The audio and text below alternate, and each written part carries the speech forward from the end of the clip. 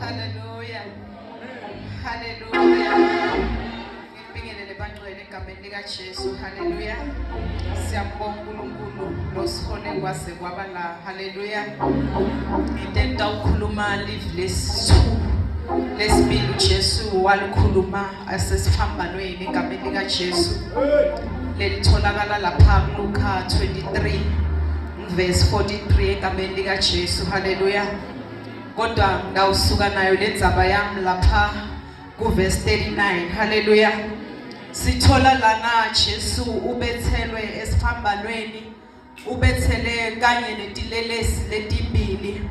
Kunalesinye esandleni sakhe sanekudla, kunalesinye esandleni sakhe sesinxele. Babethelwe nje lapha bona banemaqala. Sithola Jesu yena akanaqala ngoba uhlulekile naPilato, waze wageza netandla wathi akamboni iqala. Kodwa labantu bambafostela ukuthi bambethele ngoba bekumele vele kwenteke lokho, ngoba embhalweni vele bekubhaliwe. Haleluya. Sithola lesinye silelesi siyamthuka kuJesu, sithi kanti wena awusinguye Kristu na, disinzise nathi bese uyasinzisa. Kunalesinye silelesi ngathi ngiyabona umoya oyingcwele wamambulela, wabese uba nesambulo nokuthi yena abone alekelele lomunye ukuthi abasinziswe Jesu akatikhiphe bese naye bese uyabehlisa. Kodwa wambuta kulolo munye wathi, wena unje ula isiphambanweni ngoba unentono. Kunini lokwendile ufanele ukuthi ubethelwe, kodwa kunaloko wena uthi kuJesu akathi sinzise nawe. Lesilelesi sikhuluma lamavi nje sithole sambulo kunokuthi silekelele mngani, kodwa siyabona ukuthi lo uKristu lona angamendela tindo letiningi. Kungaka tholakala lapha embhalweni akhuluma la kuLuka 23 verse 43.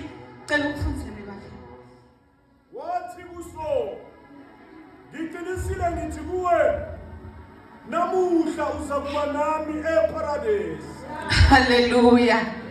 Lesilelesi sibona sambulo kuthi leli lithuba lakhe lokugcina asaya nje ekufeni uthi Jesu uzungikhumbule embusweni wakho, ngoba Jesu uyambona ukuthi noma angafa Jesu uyohlala eqeleni esihlalweni sebukhosi. Jesu noma angafa angeke afe kufa lokungunaphakade, kodwa uyawuhlala ebukhosini eceleni kwaNkulunkulu. Kungako athi Jesu uzungikhumbule embusweni wakho, ngoba uma umuntu uphila emhlabeni lithi lelinye livi, uma sitivuma tono tethu yena uthembekile ukuthi asithethelele.